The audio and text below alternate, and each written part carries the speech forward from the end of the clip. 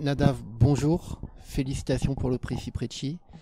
Synonyme, c'est un film qui, déjà par son titre, interroge. Synonyme, il y a les mots, il y a l'absence de mots qui, des fois, peut amener à la violence, la radicalisation aussi qui est possible quand on manque de mots, ou justement par un jeu de nuances, on peut amener à des choses qui sont plus radicales, ou on peut déradicaliser. C'est aussi peut-être un synonyme entre France et Israël. C'est peut-être aussi deux personnages qui peuvent être aussi synonymes, Johan et Emile. C'est un peu tout ça, synonyme. C'est précisément tout ça. C'est très beau ce que vous avez dit.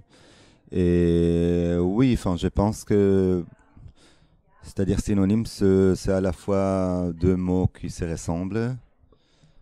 Après, ce qui est aussi intéressant, c'est les nuances entre de synonymes. C'est-à-dire, justement, 95% de ressemblances, mais peut-être 5% de différences. Peut-être parfois c'est 5% de différences qui comptent. Et par exemple, on dirait que, vous savez, quand vous regardez en dictionnaire de synonymes, donc les premiers 1, 2, 3 synonymes sont très très proches. Et plus on avance, plus le synonyme s'éloigne. Donc, si je pense sur Yoav comme une sorte de Candide de Voltaire qui s'enfuit du pire état possible au plus beau état possible, à l'état parfait, la France, on peut dire que finalement il se rend compte que ces deux pays aussi, peut-être comme tous les pays du monde, sont un peu des synonymes. Et donc peut-être que la France et Israël sont des synonymes un peu distants, mais les sont quand même. Et oui, Émile, et lui, Émile, c'est vrai aussi. Il y a une sorte tout les sépare et en même temps quelque chose de très puissant les attache. Même malgré les différences de taille, l'un porte les vêtements de l'autre.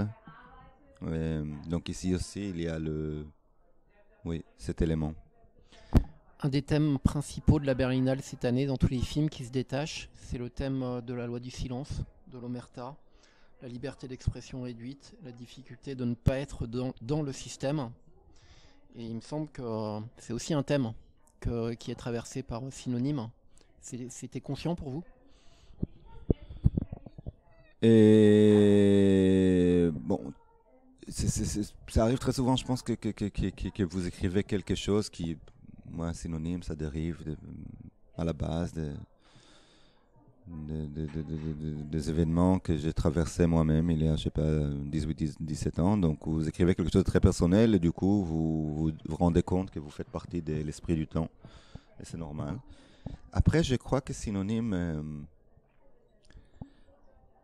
parce que moi, je pense, par exemple, qu'avec tous les mots du système israélien et du système français qui existent, Yoav, c'est aussi une sorte de SDF de la vie. C'est-à-dire, il ne sera jamais sans domicile fixe. Il se trouvera toujours en train de se heurter contre des portes fermées. C'est pas juste. Les problèmes vont même au-delà des problèmes les plus fondamentaux des identités françaises, israéliennes. C'est cette difficulté qu'on a d'accepter entièrement une identité. C'est-à-dire qui, d'une certaine manière, je pense que c'est quelqu'un qui aurait pas, serait incapable de trouver une identité qui lui conforme entièrement, de se couler à l'intérieur d'une identité. Peut-être c'est aussi un signe de grandeur. Vous êtes un homme et le film le traduit engagé. Vous êtes un artiste, un poète. Vous avez aussi un point de vue intellectuel. Tout ça, c'est synonyme un peu pour vous? Tout ça, c'est synonyme. Après, je dirais que je suis engagé surtout pour moi, mon seul engagement, c'est l'engagement à la vérité du moment. C'est-à-dire, j'aime les idées, mais j'aime les idées quand elles font partie. J'aime les idées, les opinions, les arguments, quand elles font partie de l'existence. J'aime pas. Jamais je ferai ou jamais pour l'instant. Ou ça m'intéresse pas trop de faire un film en service des idées. J'aime quand les idées font partie de l'existence du film, exactement comme les corps, exactement comme la musique, exactement comme 15 000 l'espace.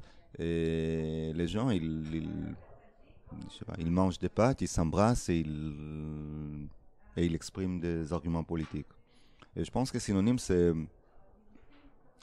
Disons qu'aucun parti politique ne peut pas adapter les idées des synonymes. C'est pas un propos politique, c'est pas une proposition. Le film il est pensé comme un morceau de musique, hein. Et si, quels sont vos goûts du coup en matière de musique?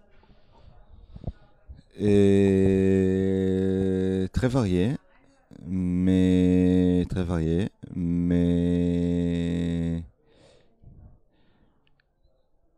c'est intéressant ce que vous dites parce que moi, toujours quand les chauffeurs, quand la voiture m'amène au lieu du tournage, j'essaye toujours d'écouter une musique, mais c'est pas n'importe quelle musique, c'est quelque chose qui pour moi est à la fois et transcendant, mais en lien avec la scène que je vais filmer. Ça peut être transcendant du genre Bach, et ça peut être transcendant du genre Eminem. Mais c'est quelque chose qui pousse dans ma tête à l'extrême un sentiment qui est lié au sentiment qui doit régner sur le cadre ces jours-là. Donc la musique est très importante. C'est votre film, mais c'est aussi un film fait en famille, avec votre père et votre mère. Vous êtes fixé des règles pour, euh, pour que le film aboutisse. Et ma mère a monté le film, et je ne sais pas si vous savez, mais elle est décédée durant le montage. Et elle a monté tous mes films.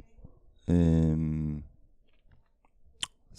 enfin, le montage était affreux dans ce sens-là, horrible, une expérience insupportable.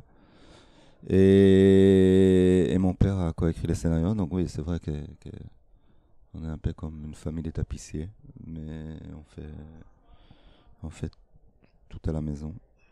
Et je crois que enfin, j'ai l'impression qu'il faut faire des films avec des gens avec qui vous pouvez vraiment vous disputer. Euh, Sinon, on risque de rester dans une forme de politesse ou dans n'importe quelle forme qui va toujours à l'encontre de la sincérité qu'ils font. Vous aviez fait un moyen métrage qui s'appelait La petite amie d'Émilie, que je n'ai pas vu, mais clairement, rien qu'avec le titre, La petite amie d'Émile, pardon, clairement dans le titre on voit qu'il y a une continuité dans votre œuvre. Et d'un autre côté, Louise Chevillotte nous disait que pour elle, elle avait senti l'urgence pour vous de faire synonyme. C'est un paradoxe?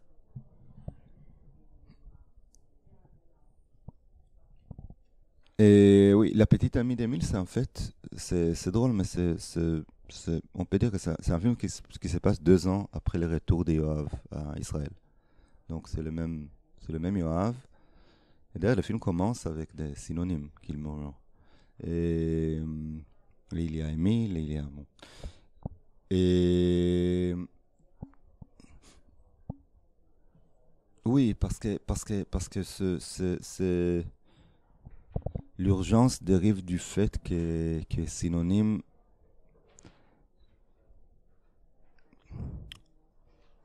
D'abord que j'arrive pas à résoudre, mais heureusement, les tensions et les problèmes dont je parle. C'est-à-dire, je pense que si mes relations à moi avec ces questions auraient été résolues, donc le film aurait été beaucoup trop placide, beaucoup trop calme.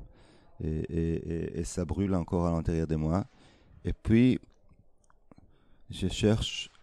Moi, je suis en étant toujours très critique envers le présent. Je suis aussi un grand admirateur du présent. Parce que pour moi, le présent a toujours gagné parce qu'il a remplacé le passé. Et quand on sanctifie le présent, ces moments-là et on aspire les sentir jusqu'au bout avec tout ce qu'il contient, avec tout son chaos, on a l'urgence. Parlez-nous de Tom, Quentin et Louise. Pourquoi vous les avez choisis? Bon, Tom, c'était un peu. C'était pour moi une sorte de cas phénoménal. Il est venu, il a fait un essai qui. Enfin, c'était un étudiant dans une classe de théâtre à l'époque. Son premier jour de tournage, c'est la première scène du film. Et c'est un type qui. Quand on fait un film qui porte sur vous-même il y a 17 ans, c'est une situation bizarre. Parce que d'une certaine manière, tu te dis, ah putain, j'aurais dû le filmer, ce film, il y a 17 ans. Enfin, d'une certaine manière, tu rêves tous les temps sur toi-même à cette époque-là. Mais c'est impossible parce que tu n'existes plus tel que tu étais. Donc tu dois trouver quelqu'un qui sera mieux que toi. Enfin, je cherchais quelqu'un qui sera mieux que Nadav Jem. Donc j'ai trouvé Tom. Et je pense il a un mélange tellement rare entre une obsession pour les détails et une liberté absolue. Il trouve sa liberté en creusant à l'intérieur des détails. C'est pas, par exemple, c'est pas les genres des comédiens qui te donnent tout le temps des propositions. Pour lui, tout se trouve dans le scénario. Or que si on creuse suffisamment profondément dans le scénario, on arrive à la mer, on arrive à la liberté, on arrive à l'eau. Et, et, et Louise et Quentin, je trouvais que chacun d'eux peut à la fois former ce français fantasmé par Yoav, ce français, cette française, en gardant quelque chose de très particulier à eux, de très unique à eux. Chacun parmi eux, j'avais l'impression qu'il m'a permis de créer des personnages qui seront à la fois et typiques et singuliers. Et je me souviens que j'ai vu tous les deux, Louise, je l'ai vu chez Garel et Quentin, je l'ai vu chez Desplechin. Et justement, à cause du fait que j'ai beaucoup aimé les films et que j'aime beaucoup ce réalisateur, je me suis dit, exactement comme dans mon film, il faut que je trouve un autre Paris, pas le Paris du cinéma français, un autre France, un autre français, pas les Français du cinéma français. Je peux prendre ces deux comédiens qui jouent dans des films des auteurs français importants, mais que j'aime, et les transformer à quelque chose de différent. Une dernière question. Tous les acteurs ont dit que vous étiez quelqu'un de très charismatique, de très magnétique, et que vous portiez une exigence. Et du coup, la question c'est est-ce que vous avez eu conscience que ça pouvait leur faire peur? Et est-ce que vous êtes satisfait du film tel qu'il existe aujourd'hui?